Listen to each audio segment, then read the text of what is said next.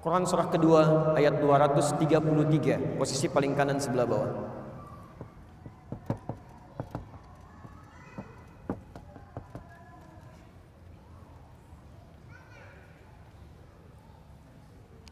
Nanti saya berhenti dulu di bab ini, kita jeda sejenak. Kalau nanti ada yang mau Anda tanyakan, saya perkenankan.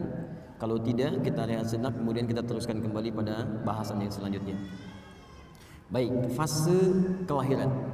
Quran surah kedua ayat 233, kemudian diturunkan ke Quran surah ketiga ayat 35 sampai dengan 37. Posisi paling kiri di pertengahan sampai ke bawah.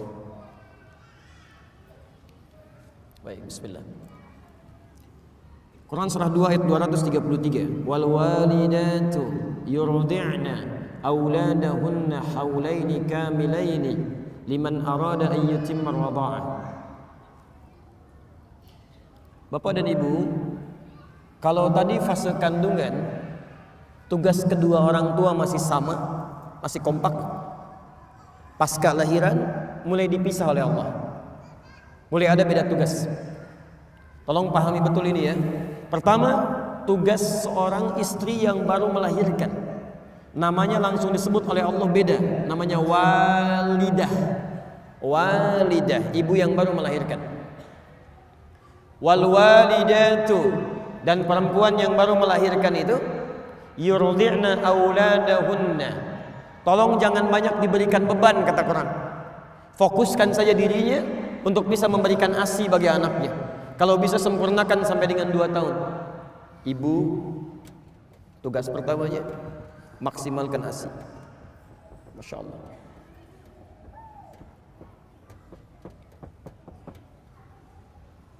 Masya Allah. Anak lahirnya bersih, suci, maka makanan pertamanya pun Allah inginkan makanan yang paling suci, yang langsung mengalir dari ibundanya, ASI. Ini sudah tidak perlu banyak saya terangkan, banyak buku, banyak bahasan bagaimana keutamaan ASI bagi seorang anak yang baru dilahirkan sampai usia 2 tahun. Ya, jadi ini sudah ada dalilnya. Orang barat banyak mempraktikkan, dan saya baru dapat kabar sebelum ke Jawa Timur bahwa di Amerika begitu bayi dilahirkan itu wajib harus diberikan ASI dulu. Dalilnya kita yang punya. Teman-teman, jadi saya kasih bocoran sedikit ya. Ini rahasia di antara kita lah pagi ini. Yang paling banyak mempraktekkan isi Al-Quran dan hadis itu sekarang orang Yahudi, Pak. Orang Yahudi. Dan mereka itu paling yakin dengan Quran dan hadis, paling yakin. Cuman mereka nggak pernah sebutkan kalau ini dari Quran, ini dari hadis. Saya beri contoh ya. Dari mulai anak-anak itu kecil sampai dengan dewasanya, anak kecil saja yang dikeluarkan pendidikannya dari hadis. Tinggalkan hal-hal yang tidak berguna, di tontonan yang tidak bagus dijauhkan dari anak-anak. Hal-hal yang tidak kreatif dijauhkan dari anak-anak. Semacam kayak gadget, kayak macam-macam itu dijauhkan. Yang didekatkan tuh yang bisa menstimulasi otaknya, ya potensi kecerdasannya dan peluang potensi-potensi kebaikan yang lain. Itu Masya Allah. Itu dimunculkan. Sampai dengan persiapan mau ke hari akhir pun itu mereka keluarkan hadisnya. Nabi pernah menyampaikan tanda-tanda akhir zaman, di antara puncaknya akan terjadi peperangan besar. Ya, akan terjadi peperangan besar di mana saat kemudian terjadi pertempuran banyak pohon-pohon yang melindungi orang Yahudi disebut dengan pohon korkon. Nanti ada yang mengatakan di sini Yahudi bersembunyi, cepat temukan dia. Anda tahu apa yang terjadi? Sampai dengan hari ini banyak orang Yahudi menanam pohon-pohon yang disebutkan di hadis tadi. Di orang Yahudi aja yakin dengan hadis, kemudian dia amalkan. Kita yang mendapatkan anugerah Nabi, ya kenapa kita praktekkan? Ini poinnya. Maka pertama kata Al-Quran, jika sudah kemudian bayi dilahirkan, maka maksimalkan untuk memberikan ASI. Dan hebatnya, ini yang paling penting. Mohon izin ya, kalau ini mungkin bahasanya kurang menyenangkan, tapi ini yang disebutkan Quran. Wa 'alal mauludi lahu rizquhunna wa kiswatuhunna. Sedangkan bagi ayah yang baru mendapatkan karunia anak ini, jangan ganggu ibunya supaya tidak banyak memiliki perasaan-perasaan, terganggu emosionalnya, sehingga kualitas ASI yang mengalir kepada anaknya tidak baik. Maka biarkan dia konsentrasi dengan memberikan ASI-nya, maka suami memberikan fasilitas-fasilitas kebaikannya. Masya Allah. rizquhunna, kebutuhan makannya. Kalau bisa suami yang suapi gitu kan, Masya Allah hadir di sampingnya. Kan secara psikologis begini, perempuan yang baru melahirkan itu kan setengah rasa sakitnya itu akan hilang saat melihat bayinya. Sakit luar biasa, begitu bayi didekatkan kepadanya, itu setengah sakitnya hilang. Setengahnya lagi ketika suaminya hadir di sampingnya. Dia yang membelainya, dia yang berikan makanannya, dia yang siapkan pakaiannya, dia yang sampaikan kalimat-kalimat indahnya. Masya Allah, bayinya sudah lahir tuh, Masya Allah. Hidungnya mirip kamu nih. La haula wala quwwata illa billah. Tapi kok matanya mirip tetangga kita ya? Itu agak repot ya. Agak lain. Baik. Lihat stepnya. Lihat stepnya. Jadi lahir, di dalam kandungan sudah punya pendidikan. Ketika dilahirkan sudah diberikan bekal-bekal eksklusif untuk mencerna potensi-potensi baik supaya muncul nantinya, disebut dengan ASI. Dan itu nggak boleh terganggu. Seorang ibu terganggu emosionalnya ketika memberikan ASI, maka akan berdampak pada kualitas akan potensi yang dia dapatkan. Nah, yang paling menarik, saya mau berhenti di titik ini dulu. Sekarang mari kita lihat bagaimana sunnah-sunnah Al-Quran ditunjukkan lewat keluarga Imran yang dimintakan pada kita untuk mempraktekannya. Selain ASI, apa yang dilakukan? Quran surah 3 ayat 35 sampai dengan 37.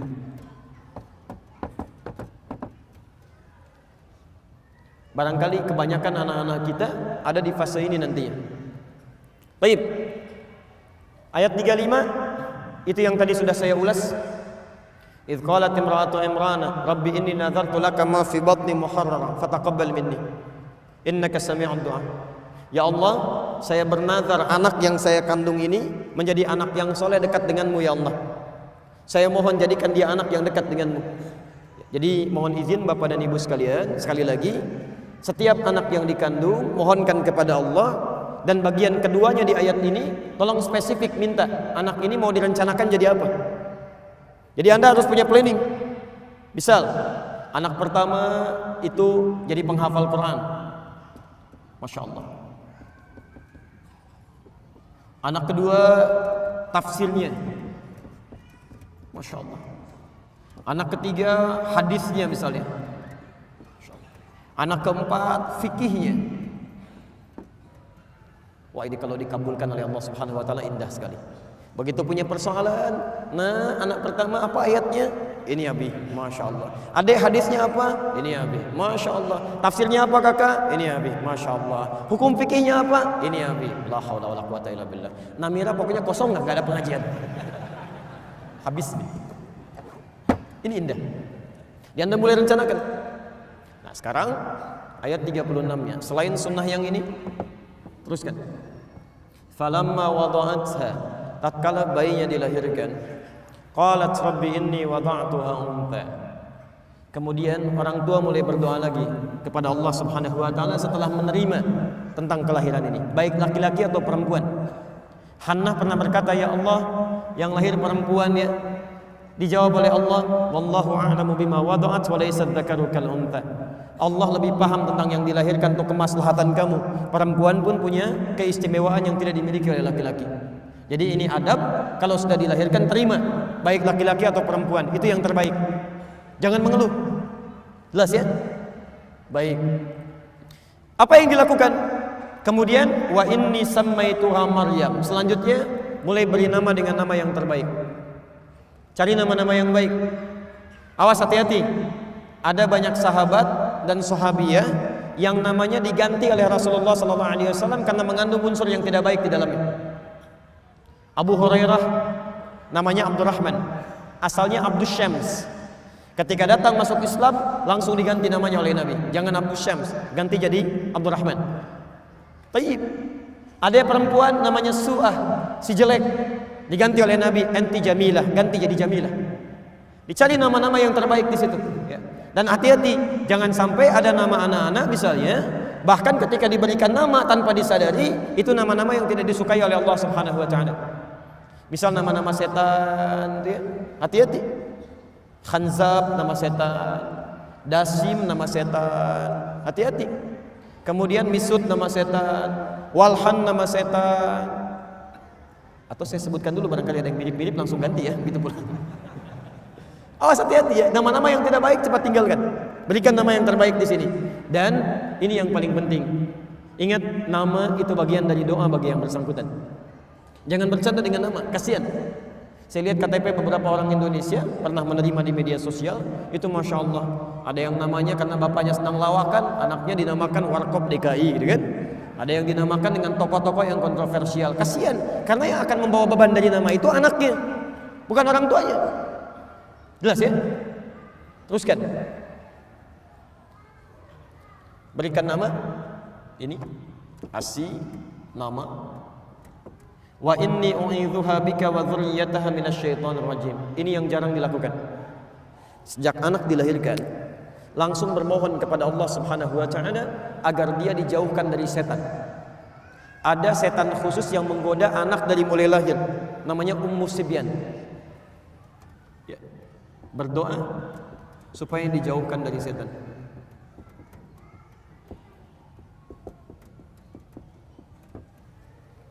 Dan Maryam termasuk manusia yang dijaga oleh Allah Subhanahu wa taala dari lahir sampai meninggal dari godaan setan. Bukan gak digoda setan, ketika setan akan menggoda diberi hijab oleh Allah. Tidak sampai kepada Maryam. Ini berkat doa kedua orang tuanya. Lanjutkan ayat 37-nya.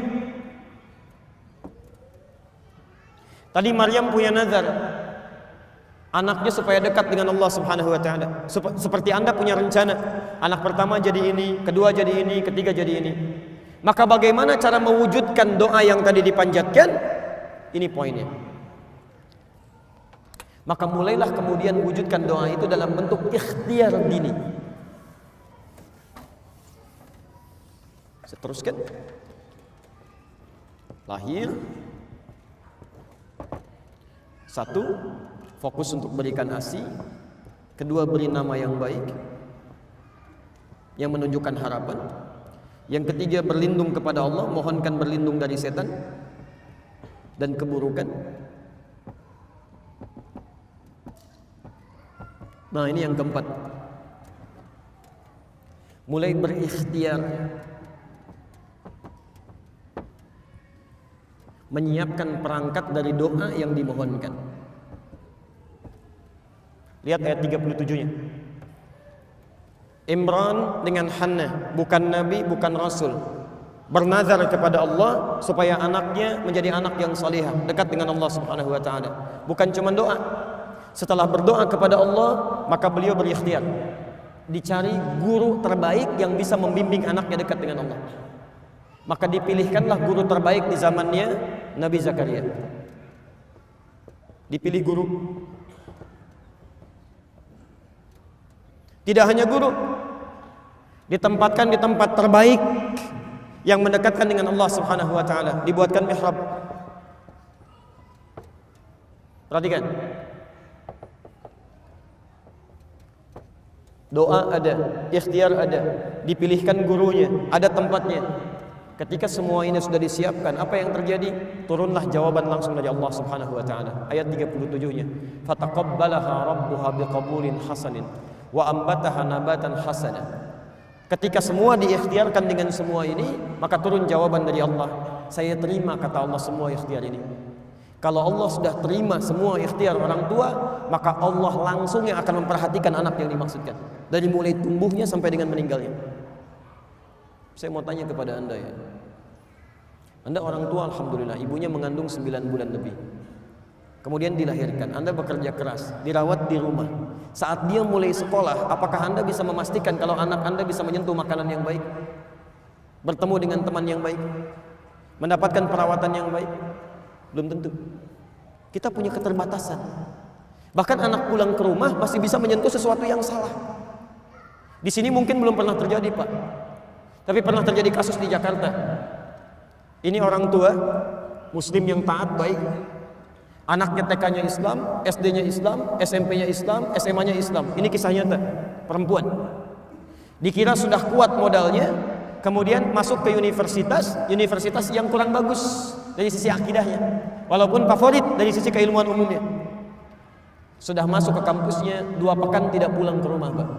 Begitu pulang ke rumah, dibuka hijabnya, minta izin pindah agama. terjadi. Kita nggak bisa pastikan. Jadi yang terbaik adalah memohon kepada Allah, titipkan kepada Allah. Kalau Anda menitipkan anak Anda kepada Allah Subhanahu wa Ta'ala, maka dimanapun dia berada, Allah yang akan merawatnya. Allah akan palingkan dari rizki yang tidak baik. Allah palingkan dari teman-teman yang tidak baik. Allah akan jaga itu. Seperti Nabi Ya'qub menitipkan Yusuf kepada Allah Subhanahu wa Ta'ala. Seperti Imran menitipkan putrinya kepada Allah Subhanahu wa Ta'ala. Apa yang terjadi? Maaf, jangankan teman-temannya, rizkinya pun Allah yang berikan. Fakaffalaha Zakaria, kullama dakhala 'alaiha Zakaria al-mihraba wajada 'indaha rizqa. Ini mihrab.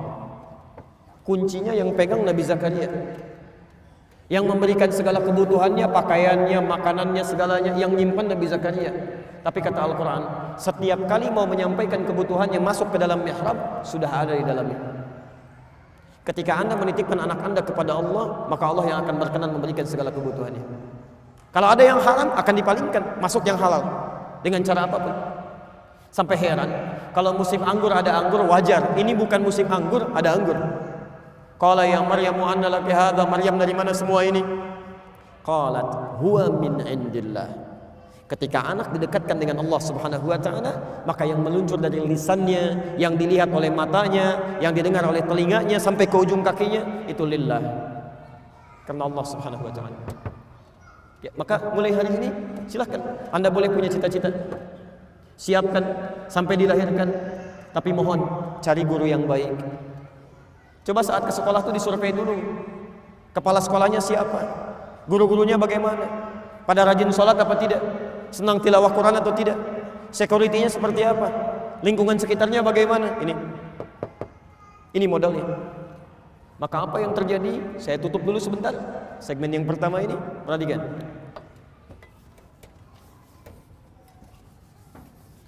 Jadi orang tuanya namanya siapa? Halo? Orang tuanya namanya siapa? Imran. Istrinya siapa? Hanna. Baik. Imran dan Hanna. Tidak disebutkan di Quran. Punya anak namanya siapa? Maryam. Baik. Sekarang lihat. Imran Nabi bukan? Bukan. Hanna Nabi bukan? Bukan. Punya anak namanya Maryam. Maryam Nabi bukan? Rasul bukan? Bukan. Tapi yang hebat, bisa lebih baik dibandingkan kedua orang tuanya. Lebih baik. Ciri kebaikannya, lihat ciri kebaikannya. Imran dengan Hanna disebutkan dalam bentuk keluarga. Keluarga Imran, Maryam punya surat sendiri, surah Maryam. Ibunya Maryam dan bapaknya kalau ingin makan ikhtiar dulu. Maryam tidak, Allah langsung yang berikan kepadanya. Ibunya Maryam mengandung, menikah dulu dengan Imran. Maryam tidak, mengandung, melahirkan tanpa disentuh oleh laki-laki manapun. Walam yamsasni bashar. Saya berikan rumus tafsir ya. Kalau di Quran ada kalimat menunjuk kepada orang, kejadiannya disebutkan, itu tandanya tidak akan berlaku lagi di masa yang akan datang. Hanya terjadi pada orang ini saja. Di Maryam pernah mengandung, pernah melahirkan tanpa disentuh oleh perempuan laki-laki manapun. Dan bahasanya dikatakan Maryam binti Imran. Itu artinya tidak akan pernah terjadi kejadian ini kecuali hanya pada Maryam binti Imran saja. Jadi kalaupun ada perempuan sekarang bisa mengandung, melahirkan tanpa bapak, itu banyak. Tapi yang tidak disentuh laki-laki cuma Maryam. Kalaupun ada yang ngaku-ngaku Maryam, mungkin ada, tapi tidak ada yang Maryam binti Imran. Cuma ini. Lebih hebat dibanding kedua orang tuanya. Sekarang Maryam mengandung, melahirkan. Lahir siapa? Isa. Nabi bukan? Rasul bukan? Rasul. Lebih baik dibandingkan dengan ibu dan kakeknya. Di ketika generasinya dilahirkan itu selalu lebih baik daripada sebelumnya. Ini prinsip dari Al-Quran. Anak kita akan mendapatkan tantangan di masa yang jauh daripada kita. Mesti kita siapkan lebih baik dibandingkan kedua orang tuanya.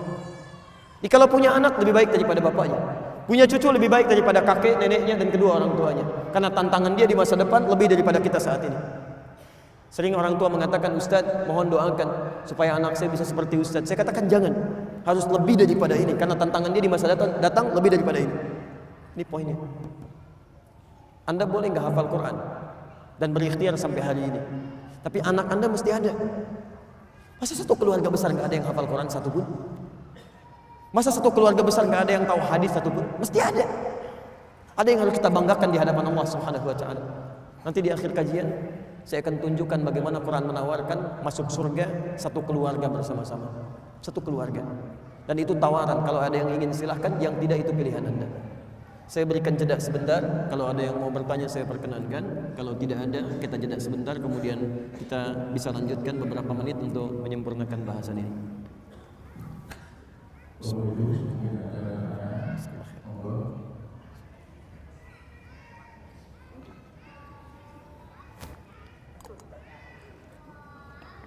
Gak apa-apa mas. Bismillah.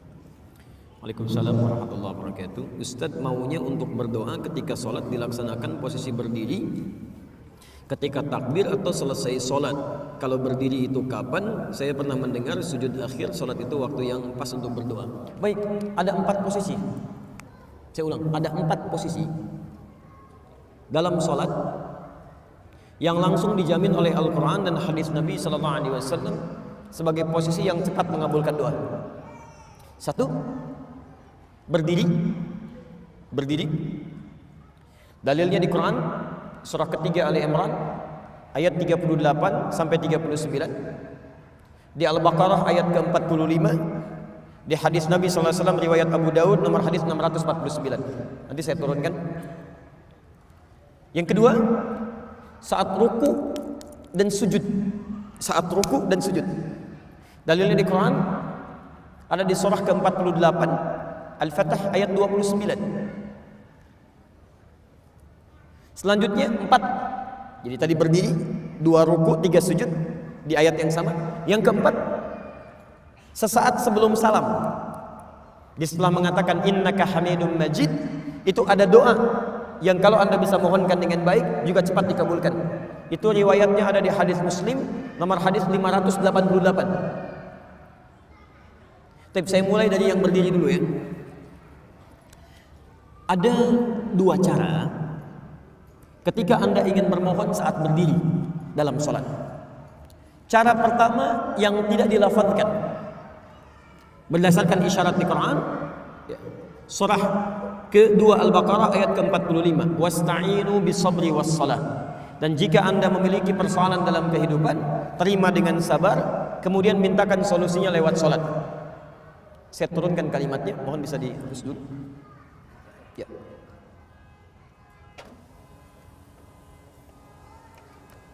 Lihat sini ya, saya berikan gambaran secara lafadznya.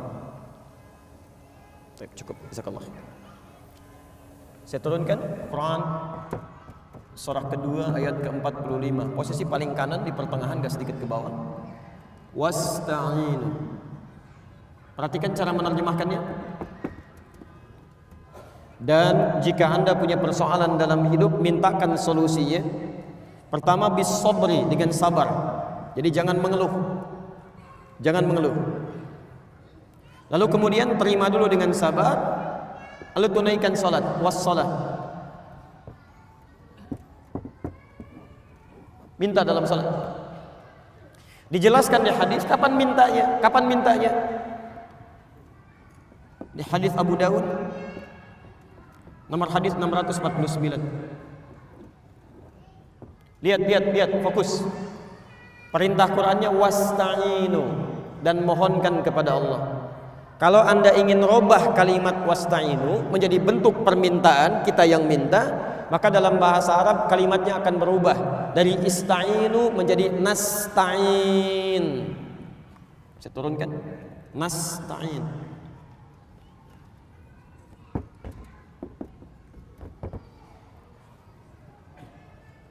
Wasta'inu, Anda minta ya.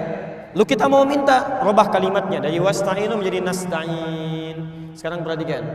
Nabi menyampaikan ketika seorang hamba dalam salatnya mengatakan, "Idza qala al-'abdu iyyaka na'budu wa iyyaka nasta'in."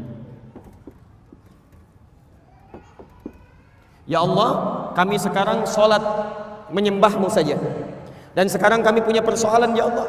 Kami minta solusinya dari-Mu saja. Dari-Mu saja. Saat Anda mengucapkan kalimat ini,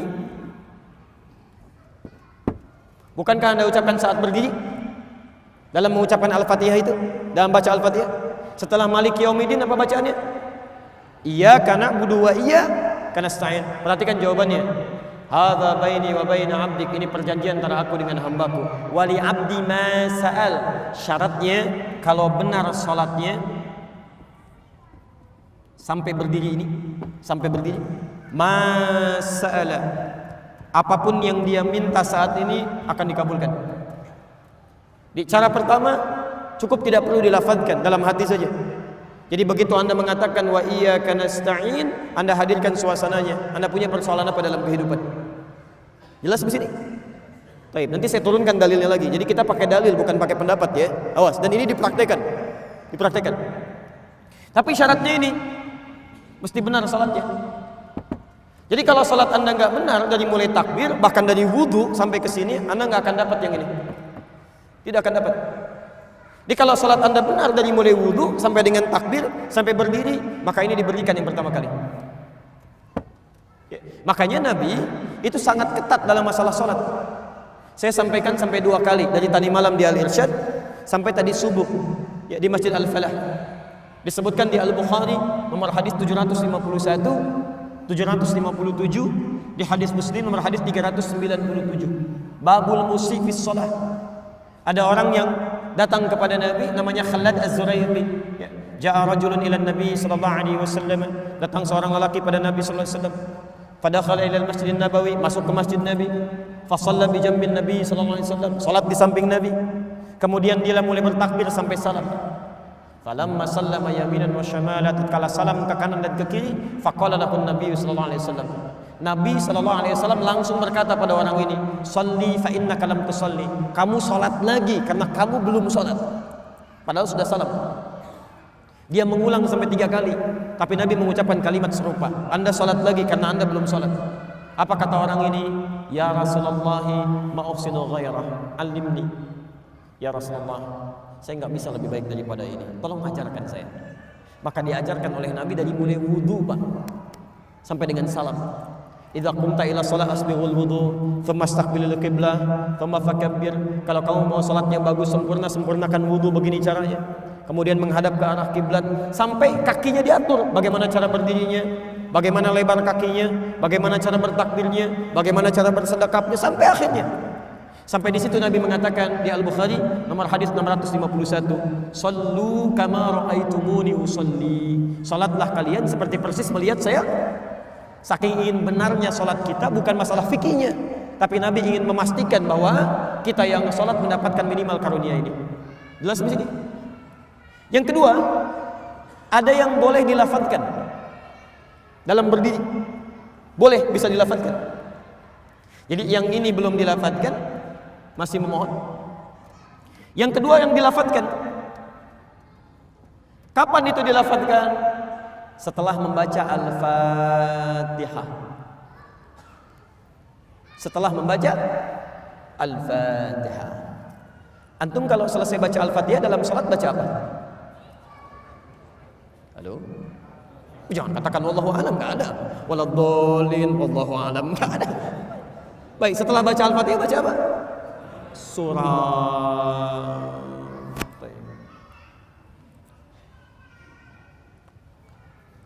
Surah itu dari mulai Al-Fatihah sampai dengan An-Nas tidaklah diturunkan oleh Allah, tidak diturunkan oleh Allah sebagai Al-Quran itu untuk sekedar dibaca, bukan. Saat pertama kali diturunkan oleh Allah itu disebut langsung oleh Quran dengan nama Hudan. Quran surah kedua ayat 185, posisi paling kiri di pertengahan. Syahrul Ramadan alladzi unzila fihi al-Quran hudan linnas. Hudan artinya bisa petunjuk, bisa solusi dari berbagai masalah, bisa hal yang memudahkan dalam kehidupan. Itu hudan. Lihat kalimatnya, lihat. Isi Quran itu dari Al-Fatihah sampai dengan An-Nas, Allah menyampaikan tuh hudan linnas, solusi dari setiap persoalan hidup yang dialami oleh manusia. Jadi kalau ada manusia walaupun dia tidak beriman, dia belajar Quran bisa mendapatkan bagian kemudahan dalam hidupnya. Makanya saking sayangnya Allah pada orang beriman, dipaksa oleh Allah dalam tanda petik supaya dia mendapatkan hudan, solusi kemudahan dalam hidupnya. Bagaimana caranya? Dipindahkan ayatnya ke Al-Baqarah ayat 2 sampai 3, posisi paling kiri dari atas sampai ke tengah. Dzalikal kitabu la raiba fi hudal lil muttaqin. Siapa muttaqin ini? Apa amalannya? Ayat 3-nya, alladzina yu'minuna bil ghaib wa yuqimunas shalah. Diminta oleh Allah menunaikan salat ini supaya mendapatkan hudan. Bagaimana cara mendapatkannya? Ini sebetulnya poinnya. Jadi antum setelah membaca Al-Fatihah, seharusnya antum mencari surat-surat yang dibacakan sesuai dengan kebutuhan antum. Cari ayat-ayat yang sesuai dengan kebutuhan kita. Karena dari Al-Fatihah sampai dengan An-Nas itu semua berisi kebutuhan kita. Saya baca cepat ya, tapi nggak usah ditulis. Saya ulangi, tidak usah ditulis ya. Saya bacakan saja. Misal, sebelum lahir tadi kan ikhtiarnya Quran surah kedua ayat Quran surah ketiga ayat 38 sampai 39. Keadaannya Quran surah 19 ayat kedua sampai dengan ayat ke-11-nya.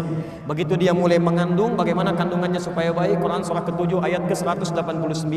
Begitu dilahirkan, bagaimana supaya ASInya mengalir lancar, anaknya tumbuh menjadi anak yang saleh, Quran surah kedua ayat 233. Begitu usia 2 tahun ke atas, dia mulai belajar bagaimana supaya dekat dengan Allah, baik dengan orang tuanya, baik dengan tetangganya, Quran surah ke-31 ayat 13 sampai dengan ayat 19-nya. Kemudian dia mulai belajar supaya cepat menangkap pelajarannya, Quran surah 9 ayat 122. Supaya meningkat prestasinya, Quran surah 58 ayat yang ke-11. Kemudian dia mulai meningkat lagi pendidikannya, mulai mendapatkan teman-teman bergaul, bagaimana supaya tidak bisa merubah keadaannya, supaya lebih dekat dengan Allah, tidak terjebak dalam pergaulan bebas, Quran surah ke-49 ayat ke-13-nya. Ada yang serius datang mau melamar, bagaimana menyikapinya, Quran surah ke-4 ayat yang ke-4. Terjadi pernikahan, Quran surah 30 ayat ke-21. Setelah menikah, bagaimana membagi tugasnya supaya tidak gelisah dalam pembagian tugas, tidak saling menyingkirkan satu dengan yang lainnya, Quran surah ke-4 ayat 34. Setelah dia menikah, suami mulai mencari nafkah, bagaimana cara bekerjanya, yang standar ada di Quran surah kedua ayat 168. Kalau mendapatkan ingin yang lebih mudah lagi, Quran surah kedua ayat 172. Kalau belum berangkat, rizkinya sudah menunggu dia, Quran surah 7 ayat ke-96-nya. Kemudian dalam bekerja ini tidak mudah, istri harus merawat anaknya, merawat rumah tangga. Kadang-kadang anaknya sulit diatur, mengatakan pada perintah ibunya, mengatasinya, Quran surah ke-17 ayat ke-23. Itu dua-duanya sama-sama capek. Jangan dikira yang pergi ke kantor saja, ibu pun merawat anak juga kadang-kadang ada rasa lelah. Bagaimana mengatasinya? Kalau lelah-lelah sedikit, itu ada di Quran surah ke-26 ayat ke-80. Kalau sudah mulai menjadi penyakit, bahkan kata dokter nggak ada obatnya, bagi Allah nggak ada yang mustahil. Quran surah ke-21 ayat 83 sampai dengan 84. Kadang-kadang Anda yang bekerja, ada orang yang tidak suka dengan Anda, ada yang usil, ingin menyingkirkan Anda, menyungkurkan Anda. Ada perlindungan dari Allah di Quran surah ke-17 ayat 79 sampai dengan 81. Kalau ada yang membuat diri Anda tersesat sampai mengatakan, ya Allah kenapa dia begini, ya Allah apa nggak ada solusinya, selalu ada. Amalkan di Quran surah ke-21 ayat 87 sampai dengan ayat ke-88-nya.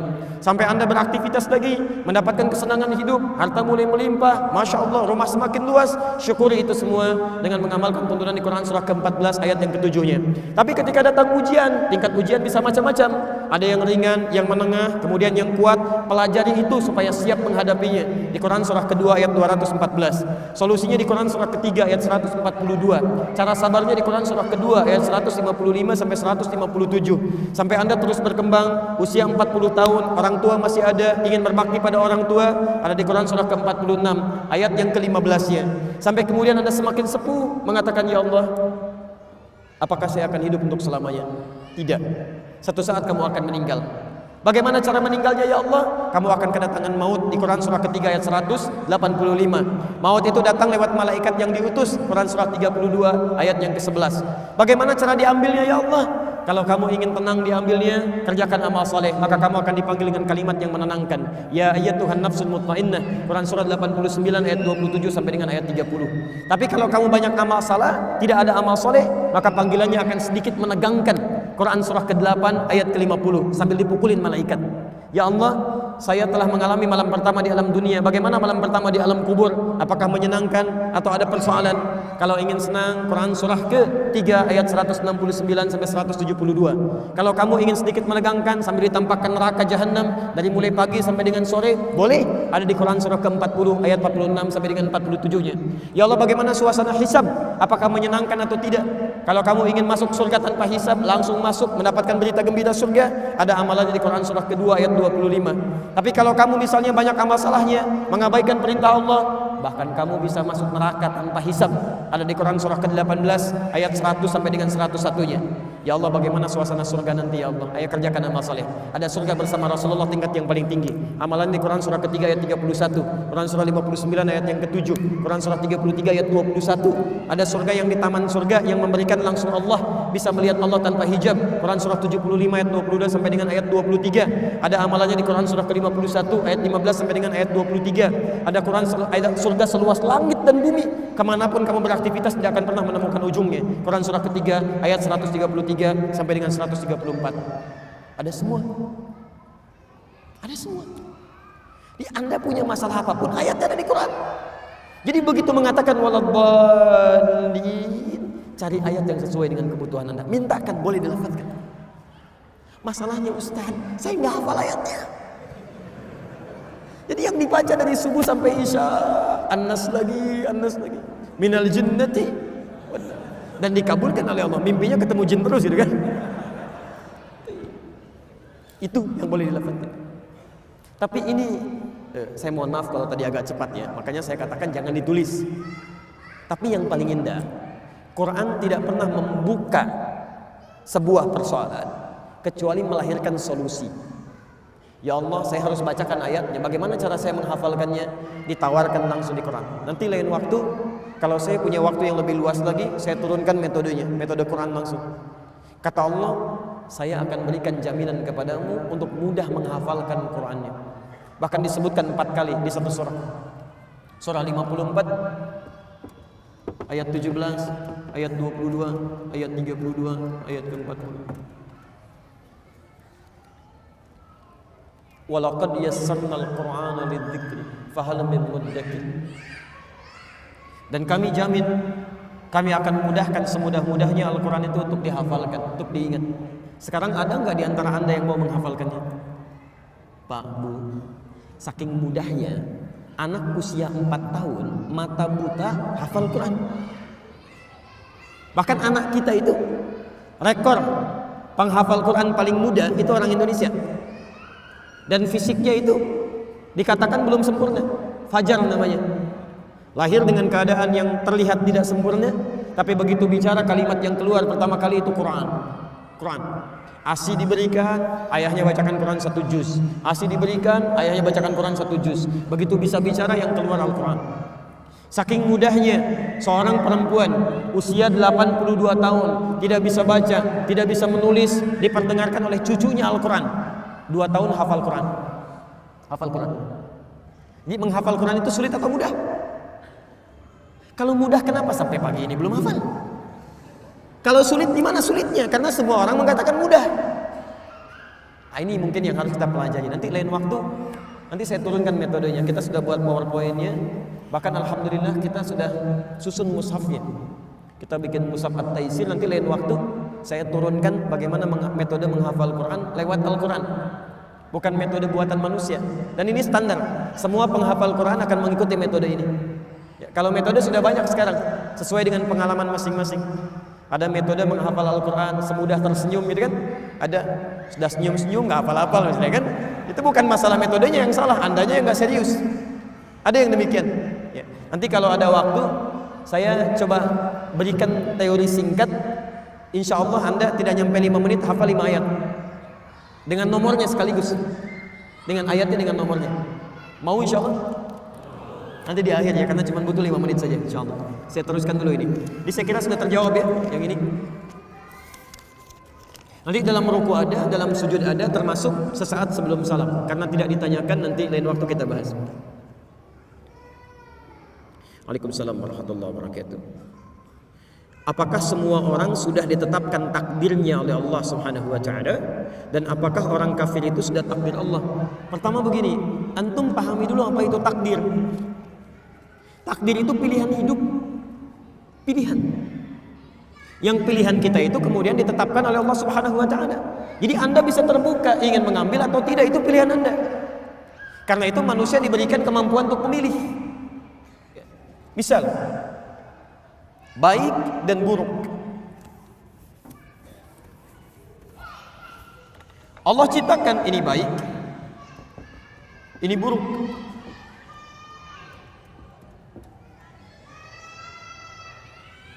Ini positif, ini negatif.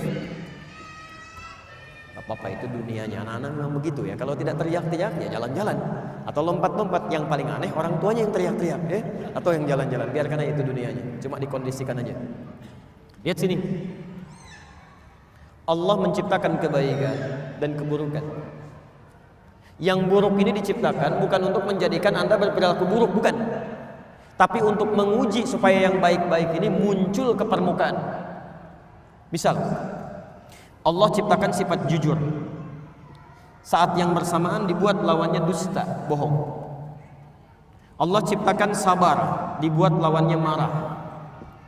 Allah ciptakan tawadhu, rendah hati, dibuat lawannya sombong. Allah menciptakan sombong ini bukan menjadikan seseorang untuk jadi sombong, bukan, tapi untuk menguji supaya sifat tawadhunya muncul. Sebab kalau nggak diciptakan sombong, nggak akan kelihatan tawadhu. Kalau nggak dibuat marah, nggak akan kelihatan sabar. Jadi ini dibuat untuk melatih supaya sifat ini muncul. Ini konsepnya ada di Quran surah ke-91 ayat 7 sampai dengan 10. Jadi kalau Anda menemukan sifat marah di orang lain, itu tandanya Allah titipkan marah itu supaya melatih kesabaran pada Anda supaya muncul. Halo? Contoh, bapak pulang dari kantor, ibu menerima di rumah. Begitu suaminya pulang misalnya, Allah titipkan sifat marah pada suami.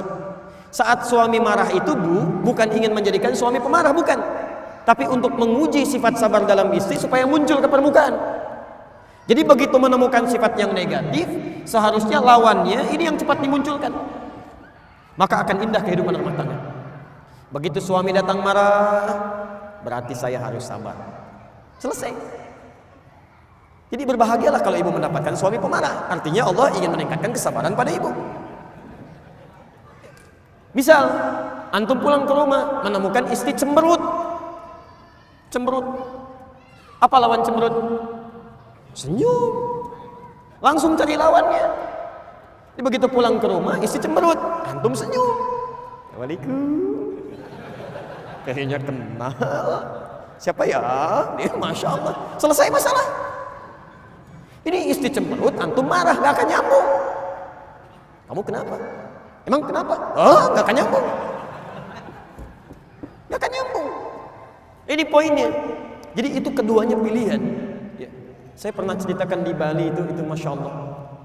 Dia ada satu keluarga soleh yang luar biasa, tinggalnya di Karawang, punya anak 3. Itu sudah punya kebiasaan yang baik. Tapi satu kali suami pulang dari kantor lebih awal, ya, biasa disambut istrinya, masakan biasanya sudah jadi, ini belum jadi, masih masak di dapur. Maka disambutlah suaminya, dicium tangannya, karena suami lelah, capek dan lapar, maka minta pada istrinya supaya dibuatkan dulu makanan pembuka, mie lah ya, semacam itu. Istrinya mempersilahkan duduk di ruang makan, tunggu pak, dimasak dulu katanya. Begitu sedang masak, karena saking sibuknya lupa, ini nyata. Garam yang 1 sendok tertuangkan ke mie yang tadi mau dihidangkan. Jadi yang mau masuk ke sayur pindah ke mie. Itu dalam suasana yang sedang sibuk, lupa, diaduk. Masya Allah, dengan bangganya istrinya menyampaikan pada suaminya hidangan mie yang sudah dinanti itu. Disampaikan, silakan pak, ya, ditunggu dulu, mudah-mudahan nanti cepat selesai masakannya. Tayyib. Antum pulang dari kantor, capek luar biasa, lelah dan lapar, disuguhi mie dengan garam 1 sendok. Bagaimana respon pertama yang akan Anda katakan? Masya Allah. Lihat-lihat kalimatnya. Ini keluarga sudah paham dengan konsep ini. Apa lawan garam, apa rasanya? Asin. Apa lawan asin? Maka keluarlah kata-kata yang manis itu. Sini sayang. Anak 3 manggil sayang. Masya Allah, di dapur. Datanglah istrinya. Belum selesai bu. Kalimat keduanya lebih manis lagi. Sini, duduk samping papa berdua. Belum selesai. Kalimat ketiganya, ini pamungkasnya. Helwa, Masya Allah. Sini papa suapin, jarang rasanya kita makan berdua. Manis. Gak ada kata-kata kasar. Jarang rasanya kita makan berdua. Sini papa suapin. Istri mana yang tidak senang dengan tawaran suami? Mau disuapin lagi. Apa yang terjadi? Ketika mulai disuapi, ini nyata. Ketika disuapi, istrinya merasa ada yang tidak beres di situ. Dia tidak tertawa, tapi dia menangis, Pak. Dia turun ke lantai, dicium kaki suaminya. Dia minta maaf. Maafkan mama, Pak. Mama tidak sengaja, kan? Mama tidak tahu. Apa kata suaminya? Jangan begitu, diangkat. Papa kan cuman katakan, lama rasanya kita nggak makan berdua. Apa yang terjadi? Gara-gara garam 1 sendok yang asin ini, muncullah cinta yang sangat manis bersemi. Laparnya hilang, keduanya masak di dapur bersama-sama. Jadi kalau ada seseorang ini dipilih yang baik tentang iman, kemudian ini kufur, dia diberikan pilihan untuk memilih apakah ingin beriman kepada Allah atau ingin ingkar dari Allah. Tapi saking sayangnya Allah tidak memberikan kepada hambanya peluang untuk menjadi buruk kecuali diberikan jalan untuk mendekat kepada Allah. Maka diturunkanlah apa yang disebut dengan hidayah, supaya hambanya nggak salah pilih. Hidayah, supaya nggak salah pilih. Padahal mudah bagi Allah untuk membiarkan, ayo pilih aja sana, ini pilih sini, tidak. Saking inginnya Allah semua hambanya memilih yang baik, diberikan hidayah. Ada yang masuk lewat telinga.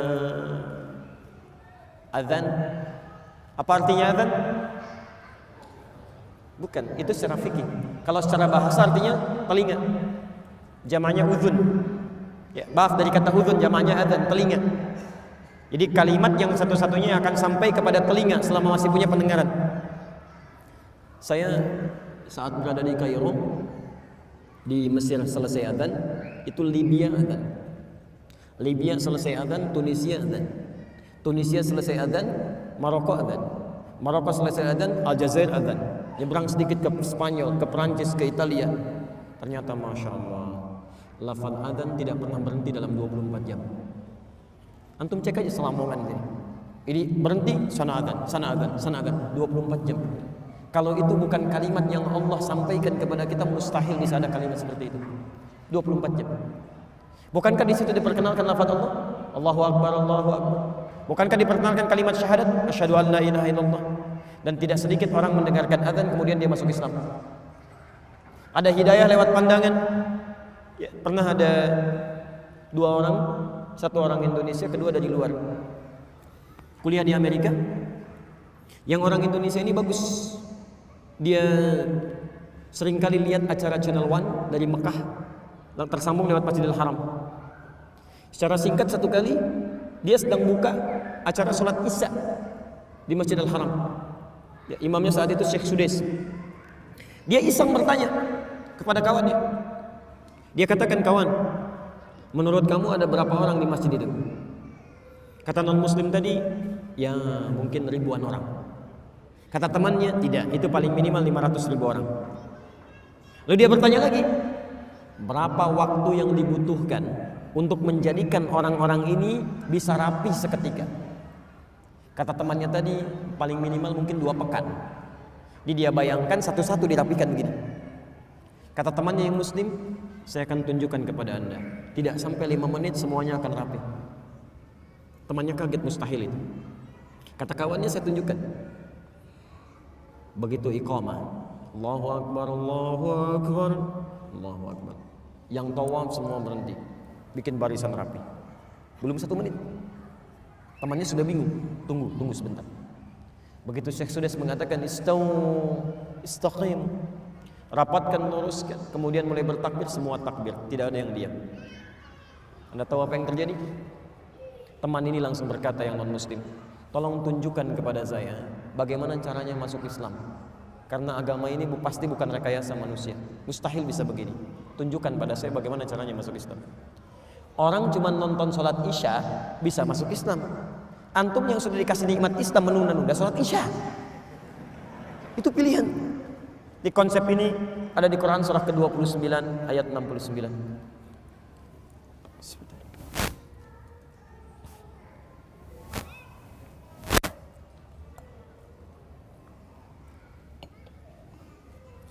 Saya bahas satu lagi ya. Jam berapa kita boleh? Masih 44? 45, baik. Berhenti ya? Baik, alhamdulillah. Enggak, saya ambil jeda sedikit karena saya masih berproses, ya masih ada tenaga yang harus dikumpulkan, kita pelan-pelan.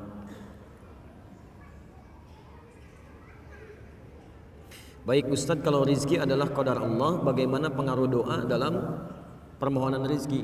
Rizki sudah ditetapkan oleh Allah Subhanahu wa taala, enggak bisa berubah. Doa itu bisa mempercepat datangnya dan menentukan keberkahannya. Itu poinnya. Jadi doa bisa menentukan keberkahan dalam rizki dan mempercepat datangnya rizki. Ya.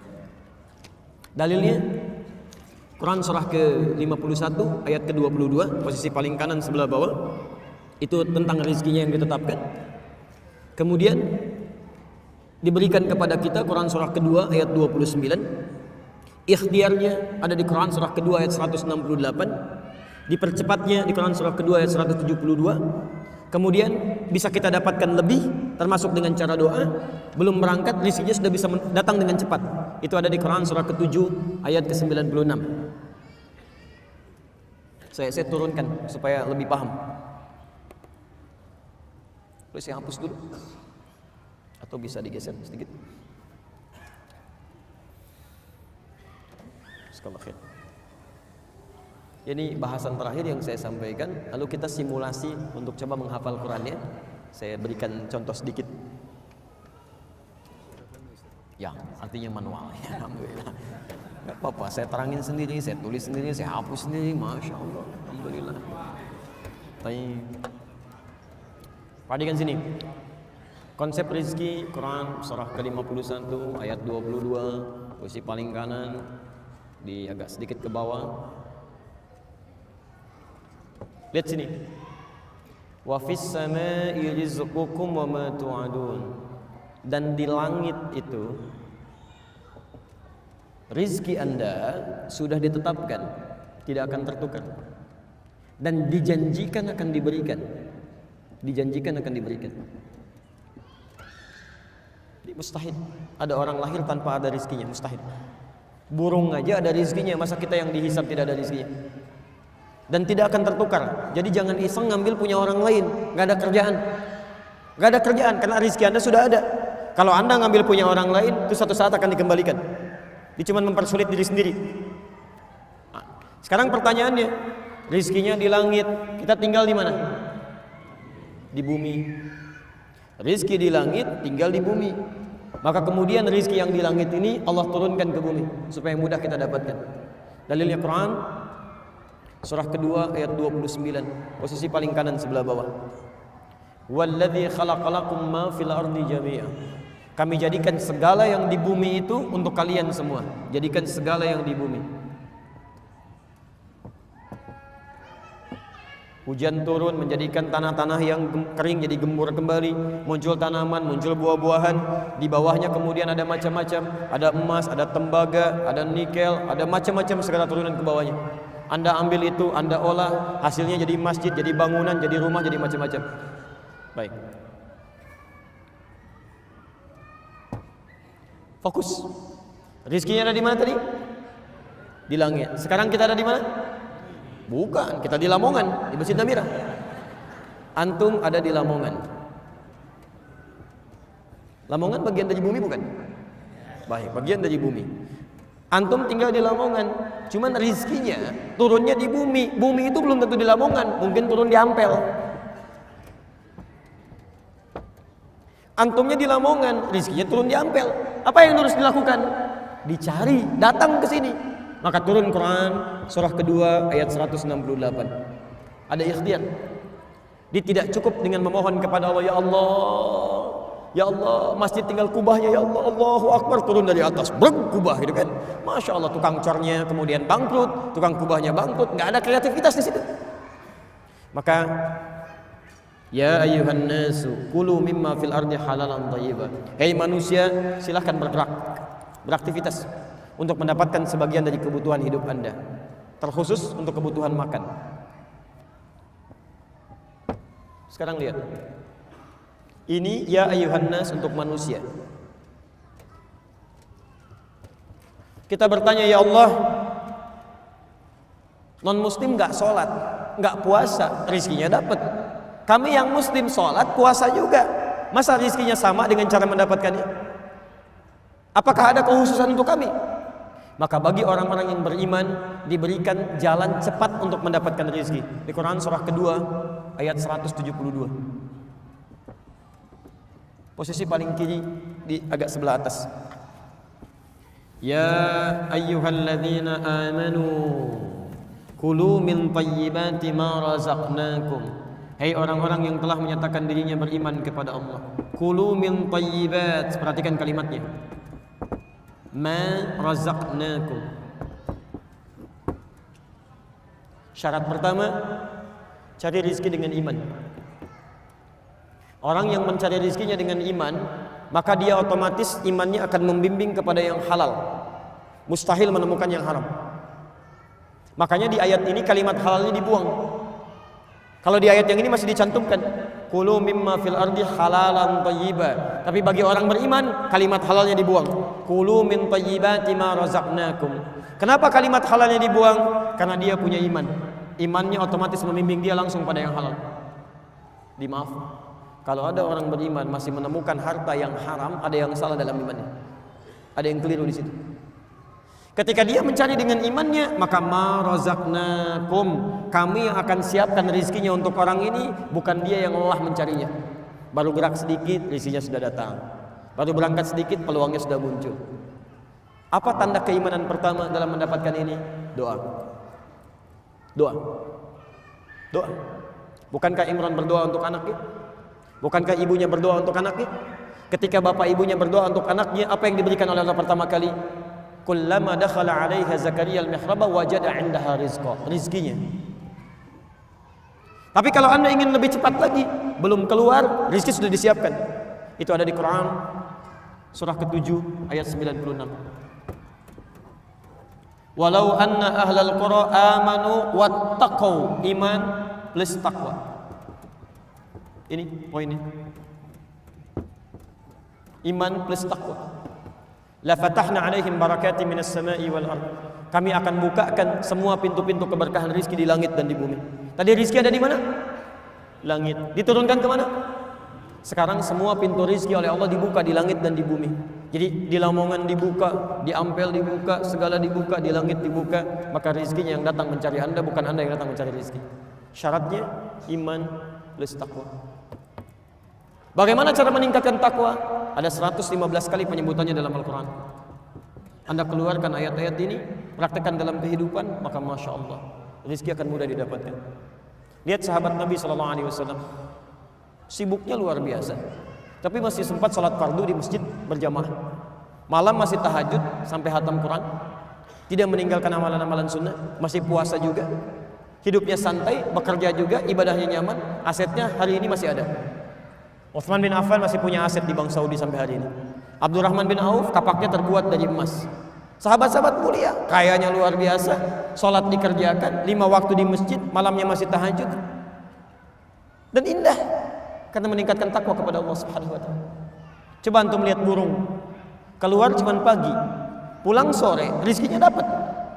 Bukan cuma untuk dirinya, untuk anak-anaknya, untuk keluarganya. Burung yang tidak dihisab, ketika dia bekerja dengan tasbih kepada Allah, dia bertasbih, dia memuji Allah, berangkatnya pagi, pulang sore, tapi rizkinya cukup untuk satu keluarga. Antum yang dihisab, berangkat gelap, pulang gelap, amalan fardu terlambat, amalan sunnah ditinggalkan. Masya Allah, pengen cepat rizkinya. Antum sehat? Apa ini? Sudah, kita coba mulai pelan-pelan praktek menghafal Quran dulu ya. Saya kasih sebentar, nanti ini saya simpan dulu. Diakhiri 11.35, 5 menit pas lah ya. Baik, alhamdulillah. Saya boleh hapus dulu ya. Nanti teori lengkapnya mungkin lain waktu Anda bisa simak uraian kami di edisi berbeda. Sekarang saya kasih contoh dulu ya. Saya kasih contoh sebentar. Misal Anda nanti cari mushaf, tapi nggak boleh robah ya. Satu aja, dari mulai menghafal sampai dengan selesai. Kalau bisa cari mushaf hafalan. Di antara tandanya di sampingnya suka ada potongan-potongan ayatnya. Misal, Ini saya ajarkan ini satu, gini kan. Misalnya ini alif lam mim. Dua, dzalikal kitabu la raiba fi dzalika. Tiga, alladzina yu'minuna bil ghaib. Alladzina. Empat, walladzina yu'minuna bima unzila ilaik. Walladzina. Lima, ulaika ala hudan min rabbihim wa ulaika humul muflihun. Ulaika. Saya hanya ingin tunjukkan betapa mudahnya menghafal Al-Quran termasuk dengan angka-angkanya. Ya, tapi tujuannya bukan ingin menjadi hafid, bukan. Terserah Allah mau diberikan berapa. Yang penting ingin menunjukkan betapa ini mudah dilakukan. Lihat kalimatnya. Sekarang perhatikan, nanti kalau sudah lihat mushaf Qurannya, ada gambaran seperti ini. Di antara metodenya yang paling mudah, pertama, fokus. Kita hitung dari sekarang ya. Lihat atasnya. Nomor satu apa? Saya ulang. Apa nomor satu? Alif lam mim. Baik, kita ucapkan sama-sama. Nomor satu apa? Kemudian langsung lihat yang terakhir, nomor 5. Yang paling bawah. Baik, nomor 5 apa? Nanti biasakan begini ya, begitu pindah halaman, lihat yang pertama, lihat yang paling bawah. Maka sisanya yang tengah-tengahnya. Baik, satu apa? 5. 5 apa? Satu apa? Sekarang lihat yang mirip. 3, alladzina. 3 apa? 4 tinggal pakai wawu, walladzina. 4 apa? Baik. 3 apa? 4 apa? 5. 1. Ulang. 3. Alladzina. 4. 5. 1. 4.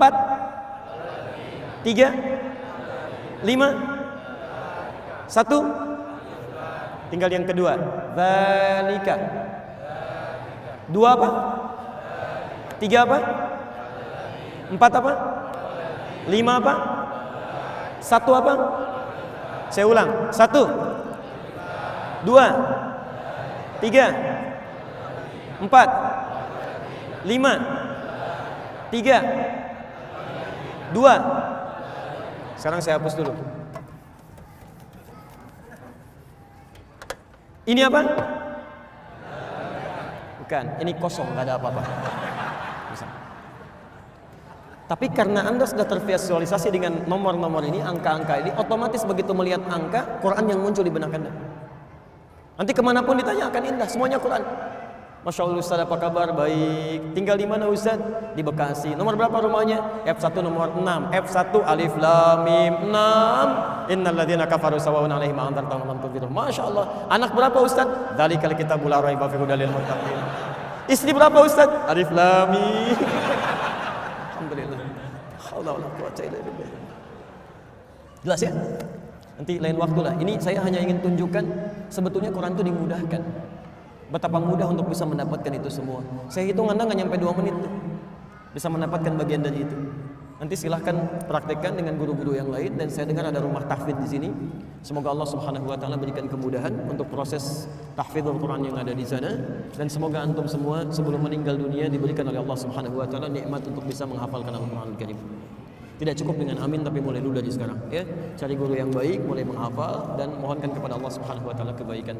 Teman-teman sekalian, barangkali itu yang bisa saya sampaikan untuk kesempatan ini. Saya mohon maaf belum bisa menjawab apa yang Anda sampaikan secara keseluruhan. Barangkali ini nanti akan kami simpan. Staf kami akan tuliskan. Nanti kita punya tayangan live tersambung di Akhir TV seri Al-Quran Sunnah Solution di Kamis malam Jumat. Insya Allah nanti sebagian dari pertanyaan ini kami akan tampilkan dan mungkin insya Allah bisa ada jawabannya dalam sesi yang dimaksudkan. Jika ada benar itu dari Allah dan Rasulnya silahkan diamalkan. Kalau salah itu dari saya, mohon dimaafkan. Tinggalkan pendapat saya yang keliru, ambil pendapat Ustaz lain yang lebih baik yang bisa Anda amalkan dalam kehidupan kita. Subhanakallahumma wa bihamdika asyhadu an la ilaha illa anta astaghfiruka wa atubu ilaik. Wa akhiru da'wana alhamdulillahi rabbil alamin. Allahu minkum. Assalamualaikum warahmatullahi wabarakatuh.